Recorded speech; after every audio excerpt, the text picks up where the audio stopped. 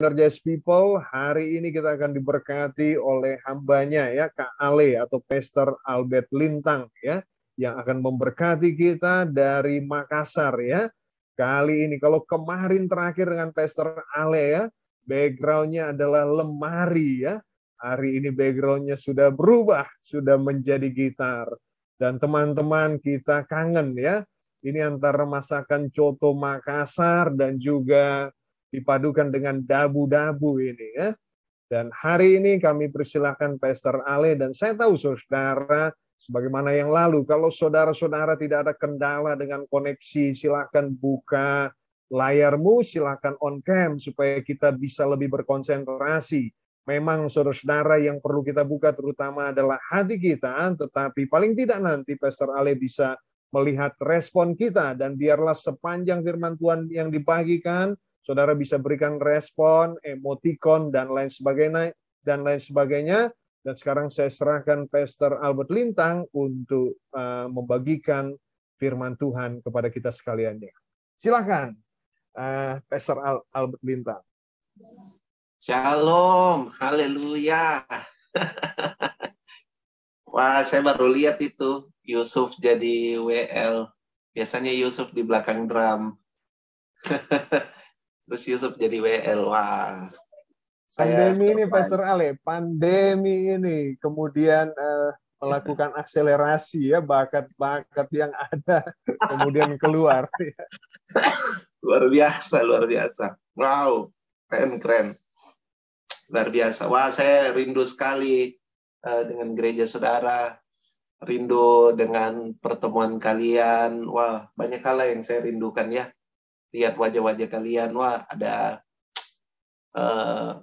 ada Yusar, suami istri. Haleluya.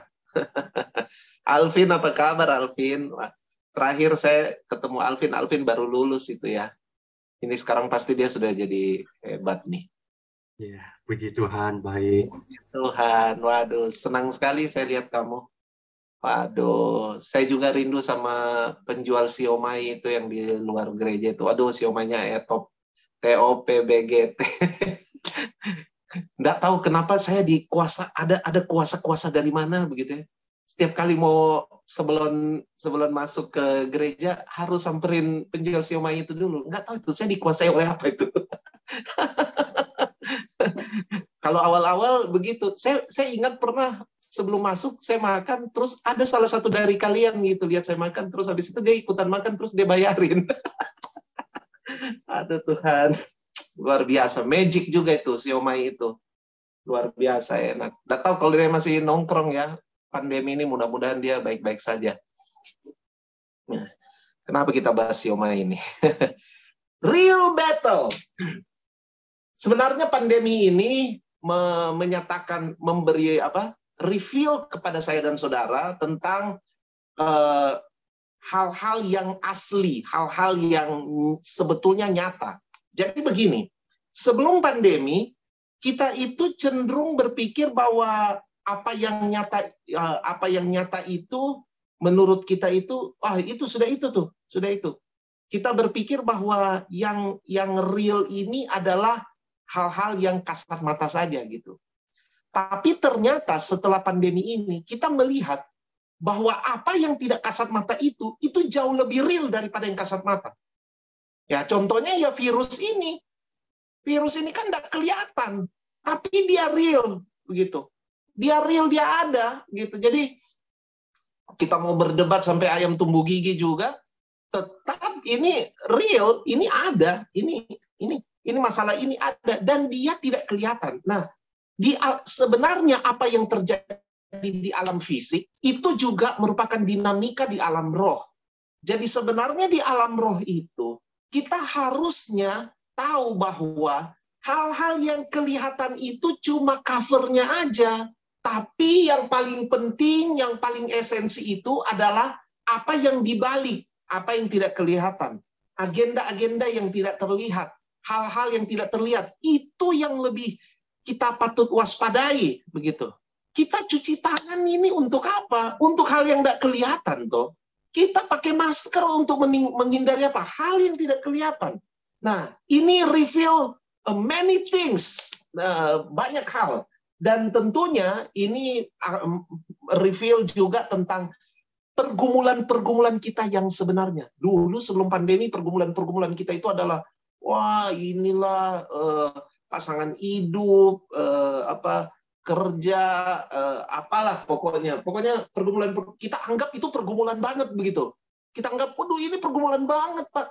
Setelah masa pandemi ini kita lihat, wah ini ternyata pergumulan juga sih. Cuma ini masih stadium awal sebenarnya. Ada pergumulan yang lebih levelnya lebih naik lagi nih. Ada pergumulan yang seperti itu. Berkat juga begitu. Berkat juga mengalami penajaman. Di mana berkat itu kita sudah tidak lihat lagi. Apa yang dulu kita pikir, oh berkat banyak duitnya, penampilan bagus, pekerjaan bagus, pasangan hidup dapat lancar jaya, haleluya puji Tuhan. Tapi setelah masa pandemi ini kita lihat berkat itu sesuatu yang kita tidak sadari tapi ternyata esensi. Contoh, sehat. Sekarang kita ngomongnya sehat selalu ya. Kita sekarang itu begitu. Bagaimana kabarnya? Puji Tuhan sehat. Gimana? Kamu sehat nggak? Salam-salamnya juga jadi salam sehat. Pokoknya sehat. Dulu siapa yang mikir sehat? Waduh, dulu biar kita udah ditakut-takutin. Awas lo, nanti diabetes, nanti jantung, nanti begini-begini. Oh, makan BABI tetap. Wah, makan DOG juga. Waduh, pokoknya sehat sebentar lah. Nanti kita redakan dengan berbagai macam obat. Gampang lah itu. Tapi sekarang sehat itu esensi banget. Dulu kita, waduh, yang namanya batuk-batuk, bersin-bersin. Lu bersin, lu batuk semau lo juga nggak ya? Terserah lo deh. Tapi sekarang kalau orang batuk kita, ada apa nih? Gila, batuk-batuk sembarangan gitu. Karena itu ada hal yang mengalami penajaman. Nah, saya mau sodorkan kepada kita, pada teman-teman, beberapa hal yang menjadi nyata sekarang ini, yang menjadi our real battle di dalam kehidupan kita. Nah, yang pertama itu adalah real battle kita yang pertama itu adalah pay attention. Itu real battle kita, jelas banget bahwa kita punya pergumulan di dalam menaruh perhatian, fokus. Nah, saya suka bahasa Inggrisnya, dia pakai kata pay attention. Pay attention berarti bayar perhatian. Masalahnya begini, ini prinsip. Pay attention, itu prinsipnya begini. Bahwa untuk menaruh perhatian, kamu membayar harga. Iya kan? Untuk menaruh perhatian, kamu membayar harga. Tetapi ternyata di dalam masa pandemi ini, kita kemudian tahu bahwa kita adalah orang yang enggan membayar harga untuk menaruh perhatian. Coba. Orang bilang masalah perhatian, masalah fokus, itu baru terjadi di masa pandemi. Ya, susah sih Pak, karena kita online. Jadi, memang begitu. Enggak, ini bukan cuma karena online. Dari dulu juga kita sudah masalah dengan pay attention. Dari dulu kita tidak menaruh, membayar perhatian. Di gereja, contohnya. Kita kalau dulu hadir di gereja, sementara firman Tuhan atau apa, kita masih bisa berselancar di media sosial. Masih bisa update status. Terus update statusnya itu kita ambil selfie, seakan-akan kita lagi dengar firman Tuhan, pasang muka serius gitu. Habis itu kita upload di media sosial dan kita bilang, lagi memperhatikan firman Tuhan. Woi, selfie woi. Kita, ya ampun, kita sudah punya masalah sebenarnya dari dulu, tapi kita nggak sadari.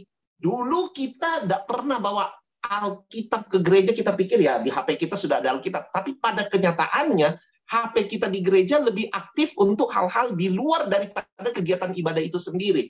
Ya kita memang kurang menaruh perhatian. Di tempat kuliah juga begitu, ya, di sekolah juga begitu. Terus kemudian kita baru protes dan bilang gini, iya sih ini online, jadi memang kita gagal fokus. Enggak, kita punya masalah gagal fokus sudah dari dulu. Sudah dari dulu. Nah, ini kita dinyatakan sekarang bahwa kita gagal menaruh perhatian. Mengapa kita gagal menaruh perhatian? Karena kita enggan membayar harga untuk menaruh perhatian tersebut. Pay attention, bayar perhatian. Ada hal yang harus dibayar untuk menaruh perhatian. Mari kita lihat 2 Korintus 4 ayat 18. 2 Korintus 4 ayat 18 berkata demikian. Sebab kami tidak memperhatikan yang kelihatan, melainkan yang tak kelihatan. Karena yang kelihatan adalah sementara, sedangkan yang tak kelihatan adalah kekal. Ternyata rumus untuk membuat kita pay attention itu adalah ini. Kita harus menaruh perhatian kita, fokus kita kepada hal yang tidak kelihatan.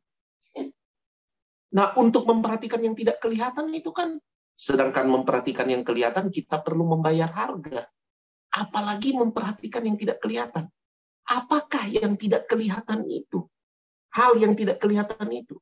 Nah, hal yang tidak kelihatan itu adalah Matius 6 ayat 32 sampai 33. Ini hal yang tidak kelihatan ini.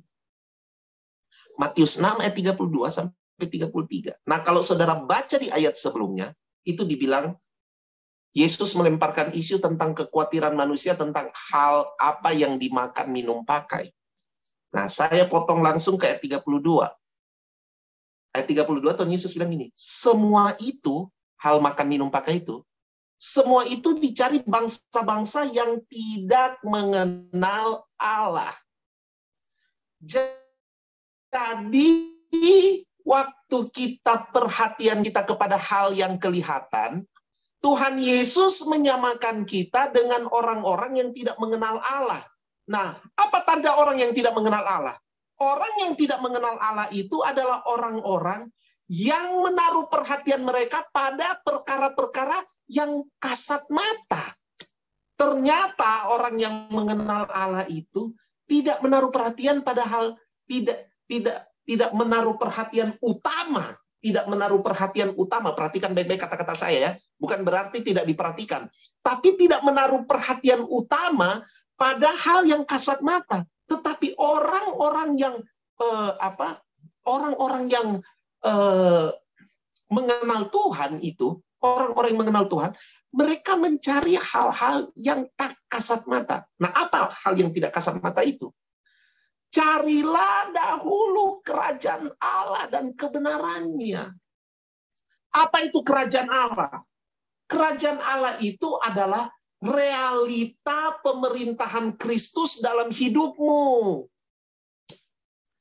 Real tidak dia memerintah atas hidupmu. Buka Yohanes 14, buka Yohanes pasal 15, buka Yohanes pasal 16. Kalian akan bertemu di situ. Yesus bilang bahwa dia memberikan kepada kita roh penghibur. Roh yang akan menuntun kita. Roh yang akan menemani kita. Kita tidak akan menjadi yatim piatu, kata Yesus. Karena ada rohnya Kristus ada di dalam kita. Wow, ada rohnya Kristus. Berarti begini. Apakah kita aktif diperintah oleh roh tersebut? Halo, aktifkah kita? Yesus berkata bahwa pemerintahan Kristus atas hidup kita itu harus dicari. Kenapa harus dicari? Apakah dia jauh dari kita? Enggak. Dia di dalam kita. Kristus di dalam kita. Kolose pasal 1 kan ayat 26. Kristus itu di dalam kita. Sudah di dalam kita. Lewat apa? Lewat roh kudusnya yang disebut roh penghibur itu. Dia ada di dalam kita. Tapi menarik. Kenapa Yesus bilang gini? Cari. Kenapa cari? Begini, saudara. Karena kata cari itu menuntut bayar perhatian. Kenapa kita mencari? Itu bayar perhatian. Karena apa? Tuhan Yesus tahu perjuangan kita. Kita kadang gagal fokus. Gagal fokus karena apa? Kita gagal fokus karena 1 Yohanes 2 ayat 16. 1 Yohanes 2 ayat 16 itu apa? Ada 3 problema kita kan di situ. Keinginan mata, keinginan daging, dan keangkuhan hidup. Itu tiga hal yang bisa membuat kita terdistract, bisa membuat kita teralihkan dari realita pemerintahan Kristus atas hidup kita. Nah, makanya kita tidak fokus di situ. Nah, coba. Saudara pernah pikir enggak, waktu Tuhan Yesus bilang bahwa jalan menuju pada kebenaran itu adalah jalan yang sesak dan pintu yang sempit. Kenapa dia jalan yang sesak dan pintu yang sempit? Karena itu menyangkut kesadaran kita terhadap pemerintahan Kristus atas hidup kita. Yang berarti kita sehari-harinya itu memang berjalan dalam dinamika tuntunan-tuntunan ilahi itu. Iya kan? Tuntunan ilahi itu. Pemerintahan Kristus atas hidup kita. Saya selalu tidak bosan-bosan mention pribadi ini. Daud itu sampai pergi berperang saja, dia tanya Tuhan. Pergi berperang loh. Itu pergi berperang kan. Mana mau dilihat dari mana sisi rohaninya ini mau pergi bunuh orang ini. Tapi waktu pergi berperang pun dia nanya, Tuhan saya serang atau enggak? Daud, Daniel, ya ampun, Daniel itu bukan hamba Tuhan full timer kayak saya, bukan.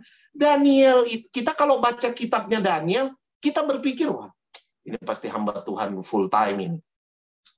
Soalnya dia sudah bicara tentang akhir zaman, my goodness. Kalau kita mau tahu tentang akhir zaman, kita jangan mulai dari kitab Wahyu, kita mulai dari kitab Daniel. Sebab Wahyu itu referring pada apa yang dikatakan kitab Daniel. Daniel itu bicara tentang akhir zaman. Bayangkan sesuatu yang amat jauh di depan dia. Dia dapatkan itu. Tapi siapa dia? Hamba Tuhan sepenuh waktu? Enggak. Dia itu kerja di istana. Ibarat kata tuh sekarang pegawai negeri. Pegawai pemerintahan. Tapi dia mengeksekusi pekerjaannya itu di dalam tuntunan ilahi, di dalam pemerintahan Kristus, di dalam pemerintahan Yahweh semesta alam atas hidupnya, di dalam pemerintahan Allah. Makanya dibilang gini, harus dicari. Dicari itu artinya apa? Latih fokusmu. Ayo, latih fokusmu. Ini real battle-nya kita ini. Latih fokus kita. Di Zoom kayak begini. Latih fokusnya kita. Benar tadi apa yang dikatakan Pastor Welko. Kalau masih bisa on cam lah. Karena apa? Kita harus stimulasi diri kita untuk latih fokus kita. Latih. Ayo kita latih fokus kita. Carilah. Latih fokusmu. Latih. Maka Tuhan Yesus berjanji. Waktu kita latih fokus kita. Maka semuanya itu apa? Semuanya yang dicari oleh orang-orang yang tidak mengenal Allah itu akan ditambahkan kepada kita. Wow, luar biasa. Ini adalah kita punya peperangan di situ. Fokus. Yang kedua, apa real battle-nya kita? Real battle-nya kita yang kedua itu adalah kita harus selesai dengan diri kita sendiri. Tahukah bahwa pandemi ini mengajarkan kita bahwa hidup kita itu bukan tentang diri kita. My goodness. Kita selalu berpikir hidup kita itu berputar soal kita. Masalahnya teknologi mendukung. HP kita sekarang ada kamera depan. Apa itu? Itu stimulasi untuk kasih tahu kita bahwa, mari hidup untuk diri sendiri. Lihat dirimu sendiri. Arahkan perhatianmu pada dirimu sendiri. Semua adalah tentang dirimu sendiri. Selain kerajaan kegelapan, ada kerajaan yang lain yang parah yang bisa menguasai manusia. Nah, ini juga adalah inisiasi dari kerajaan kegelapan. Apa itu? Kerajaan self. Kingdom of self. Tahukah saudara bahwa cara menyerang iblis itu, iblis tidak menyerang dengan langsung menawarkan dirinya. Coba lihat waktu iblis cobain Yesus. Iblis cobain Yesus itu, dia selalu menghantam dari mana? Dari self. Dia tanya sama Tuhan Yesus, lapar nggak lo? Kalau lo lapar, lo kan bisa rubah batu jadi roti. Lo bisa tuh. Kenapa nggak lo manfaatin? Lu kan lapar apa? Ngapain lu lama-lama? Lapar ya lapar aja, makan dong. Makan. Lu bisa kan ubah tuh. Self. Yang kedua, self lagi. Dia bilang, udah deh lu lompat aja tuh dari hubungan bait Allah. Kan firman Tuhan juga bilang, ada tertulis katanya kalau lu lompat tuh malaikat-malaikat bakal natengin lu. Bakal ini nih, pokoknya lu bakal ditangkap deh. Lu nggak bakal apa-apa. Lu sekalian buktiin dong kalau lu memang lebih tinggi dari malaikat-malaikat. Lu lompat aja, gimana sih lo? Katanya anak Allah. Gimana sih lo? Waduh, self lagi. Nah, tapi waktu self ini gagal, akhirnya dia bilang gini, lu sembah gue. Lu sembah gue. Saya mau beritahu sama kalian, kalau kalian itu masih dicoba dalam taraf self, dan masih bermain-main di situ, berarti kalian belum bisa bikin gemes iblis. Tapi kalau iblis tiba-tiba datang sama kalian dan bilang gini, Vin, lu harus sembah gue. Sembah gue nggak mau tahu, lu harus sembah gue. Itu artinya, lo memang benar-benar hebat. Lo bisa buat dia gemes. Karena dia saking gemesnya, dia akhirnya menunjukkan dirinya dan bilang gini, itu self-self itu sebenarnya tipuan. Lu harusnya sembah gue. Kalau kita belum nyampe di situ, iblis belum nyampe begitu sama kita, ya ilah, berarti kita punya pergumulan masih self. Coba lihat. Harus selesai dengan diri sendiri. Harus selesai dengan self ini. Yeremia 17 ayat 5-8. Ini ayat terkenal sekali. Yeremia 17 ayat 5-8 bilang apa? Beginilah firman Tuhan. Terkutuklah. Coba perhatikan baik-baik kata ini. Kalau kita tidak selesai dengan self, bahaya sekali. Terkutuklah orang yang mengandalkan manusia. Saya mau bilang manusia itu apa? Ya, gue manusia, lo manusia. Self. Kalau kita bicara manusia, kita tidak mulai start dari others. Enggak. Kita start dari ourselves. Terkutuklah orang yang ngandelin self. Terus ditegasin lagi bagian selanjutnya. Yang mengandalkan kekuatannya self sendiri. Halo. Ini real battle. Kita udah nggak bisa lagi. Coba kalian bayangkan ya. Orang sekarang di zaman pandemi ini, orang sakit sudah nggak bisa dikunjungin. Mereka harus sendiri. Dan buat orang yang kena virus ini dan kemudian sendiri diisolasi, itu hal yang paling menyiksa. Nggak bisa ditemenin. Itu menyiksa banget. Saya waktu sakit itu, berkurung di kamar. Waduh, anak-anak jangan masuk. Wah, rumah kami juga nggak seberapa besar. Itu nggak enak itu sendiri. Tapi dulu kita senang sendiri. Senang sekali kita sendiri. Kepentingan diri sendiri. Wah, senang kita. Tapi mari saya beritahu. Terkutuk. Tuhan bilang terkutuk. Ini battle-nya kita. Jangan lagi ngandelin kekuatan diri kita sendiri. Mengandalkan manusia. Mengandalkan kekuatan sendiri. Dan yang hatinya menjauh dari Tuhan. Sudah barang tentu, waktu kamu mengandalkan dirimu sendiri, mengandalkan kekuatanmu sendiri, hatimu pasti menjauh dari Tuhan. Nah, diumpamakanlah situ, ia akan seperti semak bulus di padang belantara, ia tidak akan mengalami datangnya keadaan baik. Halo, ingat, kalau kamu belum selesai dengan dirimu sendiri, inilah yang terjadi atas hidupmu. Waduh, tapi waktu kamu sudah selesai dengan hidupmu sendiri, kapan kamu selesai dengan hidupmu sendiri? Waktu kamu ngandelin Tuhan. Coba lihat ayat itu. Diberkatilah orang yang mengandalkan Tuhan.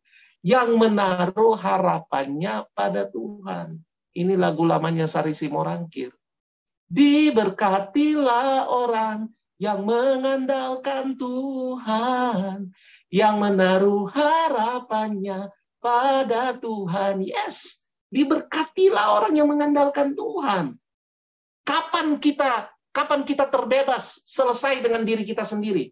Waktu kita mengandalkan Tuhan. Waktu kita mengandalkan Tuhan, kita selesai dengan diri kita. Saul tidak selesai dengan dirinya. Ketika orang perempuan-perempuan mengeluh-elukan. Saul membunuh beribu-ribu, tapi Daud berlaksa-laksa. Saul langsung, oh kurang ajar nih Daud. Pada dia diperhitungkan berlaksa-laksa. Gue ini raja. Gue raja. Gue harusnya diperhitungkan berlaksa-laksa. Kebalik kali. Sama Daud tuh yang beribu-ribu, sama gue berlaksa-laksa. Tapi Saul tidak selesai dengan dirinya. Saul tidak selesai. Dia dikuasai dengan rasa iri hati. Mari saya beritahu. Orang yang tidak selesai dengan dirinya, itu akan selalu membuktikan diri. Itu apa? Self. Dia akan selalu punya semangat, buktiin bahwa gue bisa, buktiin bahwa gue ini. Ini kelihatannya kayak bagus banget, kayak positif. Tapi mari saya beritahu, ada jebakan Batman di situ. Karena di situ kamu sudah tidak mengandalkan Tuhan. Kamu lupa bahwa Tuhan adalah faktor yang utama. Ayo kita lihat ini pergumulan kita ini. Nah, yang terakhir itu adalah real battle kita yang terakhir yang saya renungkan adalah memposisikan diri. Memposisikan diri. Bagaimana kita memposisikan diri secara benar dalam kehidupan ini. Kejadian 3 ayat 9. Ini adalah kisah di mana manusia jatuh dalam dosa. Waktu manusia jatuh dalam dosa, ini pertanyaan segala zaman nih yang Tuhan lemparkan. Tetapi Tuhan Allah memanggil manusia itu dan berfirman kepadanya. Saya suka ini. Dia bilang berfirman, bukan bertanya. Maunya kan dibilang bertanya. Tuhan bertanya kepadanya. Enggak loh. Alkitab enggak tulis begitu. Alkitab tulis Tuhan berfirman. Apa itu berfirman? Itu bukan cuma sekedar kata-kata indah, teman-teman. Bukan. Berfirman itu berarti begini. Ketetapan ilahi. Firman itu apa? Ketetapan ilahi. Apa itu ketetapan ilahi? Ketetapan yang kekal. Tidak dapat dibatalkan. Tidak dapat dirubah. Wow. Jadi waktu dibilang berfirman kepadanya, di manakah engkau? Di manakah engkau? Ini ketetapan ilahi. Tuhan selalu dalam ketetapan ilahi, itu selalu mendorong kita. Hei, posisikan dirimu dengan benar di dunia ini. Apakah kamu gelap atau terang? Posisikan dirimu. Karena waktu kamu percaya kepada Yesus sebagai Tuhan dan Juru Selamat, terhisap dalam karya kematian dan kebangkitannya, sebetulnya Tuhan memposisikan kita itu sudah dalam terang. 1 Petrus 2 ayat yang ke-9 berkata, kita itu sudah berpindah dari gelap kepada terangnya yang ajaib. Saya punya pengajaran khusus sebenarnya soal 1 Petrus 2 ayat 9 ini, tapi ya, nantilah for another time. Tapi yang saya mau bilang sama saudara, bahwa kita ini posisinya setelah menerima Yesus itu sudah jelas. Kita berpindah dari gelap kepada terang. Dan bukan sekedar terang loh saudara. Petrus berkata, terang itu adalah terang yang ajaib. Berarti kita bukan hanya berpindah dari keadaan tidak bisa melihat apa-apa menjadi bisa melihat sesuatu. Tapi kita berpindah dari tidak bisa melihat apa-apa kepada keadaan di mana segala sesuatu terlihat dan segala sesuatu yang kelihatan itu adalah keajaiban di mana-mana. Itu terang yang ajaib. Nah, itu posisi kita, saudara. Itu posisi kita. Kita sudah ada dalam terang yang ajaib. Malangnya adalah ini. Kita kerap tidak menyadari posisi kita. Kita justru dengan sukarela memposisikan diri kita sesuai dengan tuntunan yang tertulis dalam 1 Yohanes 2 ayat 16 itu. Keinginan daging, keinginan mata, dan keangkuhan hidup. Makanya Tuhan bertanya, manusia ini waktu ada di Taman Eden kan penuh kemuliaan. Penuh dengan segala kemuliaan. Tapi Tuhan tanya, di manakah engkau? Itu masih Tuhan tanya sampai hari ini pada kita. Kalau ada yang Roh Kudus selalu tanya tiap hari dalam hidupmu, dia akan tanya, di manakah engkau? Karena sebetulnya dia udah ngasih lo posisi yang ideal. Lo itu di terang yang ajaib. Tapi dia akan selalu bertanya, lo ada di mana nih hari ini? Gavrila, lo ada di mana nih hari ini? Roberto, lo ada di mana nih hari ini? Alexander Francisco, lo ada di mana ini hari ini? Dia nanya karena begini, dia mau pastiin, lo itu tetap sadar bahwa tempat lo itu terang yang ajaib. Jangan dengan sukarela berpindah. Oleh tuntunan 1 Yohanes 2 ayat 16, lo berpindah, tiba-tiba balik ke hal yang sebenarnya bukan tempat lo. Tapi kita suka balik sih. Nah, mari kita ini. Apa yang membuat kita suka balik itu? Ada satu penyakit mental. Nah, saya tutup di sini. Penyakit mental itu adalah yang saya sebut spirit inferiority.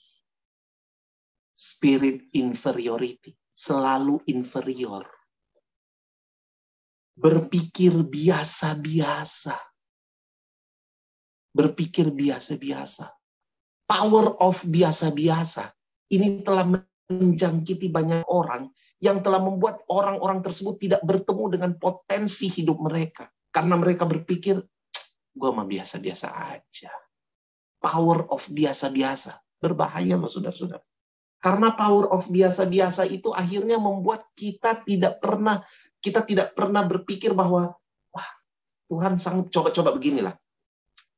Lu waktu Alkitab bilang begini, Tuhan Yesus bilang, kamu bakal melakukan hal-hal yang jauh lebih besar daripada apa yang pernah gue lakukan di dunia ini. Which is, yang Yesus lakukan di dunia ini tuh nyembuhin orang sakit, ngusir setan, macam-macam. Terus Yesus bilang gini, lu bakal melakukan hal yang jauh lebih besar daripada yang gue lakuin selama gue di dunia ini. Kita waktu terima itu, apa sikap mental kita? Kita kan,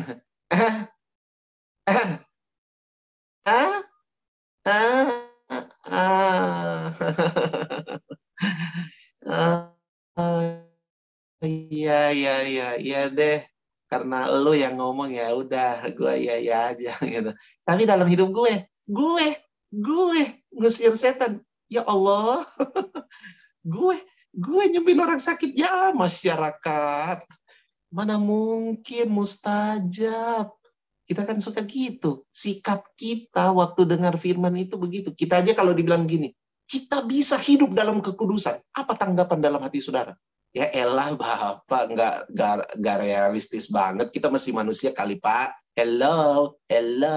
Kita masih manusia kali. Nggak usah dikasih jargon begitu. Bukannya kagak percaya Pak, tapi berhubung di gereja gue bilang amin aja deh Pak. Tapi dalam hidup sehari-hari Bapak nggak tahu pergumulannya. Beda Pak, beda. Bapak sih pendeta. Kalau di tempat saya itu aduh Pak, nggak pakai tuh pendeta kagak pakai banget tuh Pak. Waduh udah deh nggak usah. Ya itu kayaknya bukan buat gue, ya kan? Kita suka begitu, suka kayak gitu kita. Itu sama seperti video di TikTok barusan lihat nggak? Ada video yang viral tuh orang hamba-hamba Tuhan lagi berdoa. Ya Tuhan, kami berdoa supaya kami diberikan jalan untuk memperhatikan orang-orang miskin, apa segala macam. Tiba-tiba langit terbuka, ting. Lalu Tuhan bicara sama mereka. Aku sudah menjawab doamu. Wow. Bagaimana Tuhan? Apa yang kamu jawab? Apa jawabanmu Tuhan? Lalu Tuhan bilangin, juallah seluruh hartamu. Tiba-tiba ada satu yang ngomong begini, saya mau perjelas lagi deh Tuhan. Ini semuanya. Iya, semuanya. Lu jual, terus lu layanin orang miskin. Tiba-tiba ada yang satu ngomong,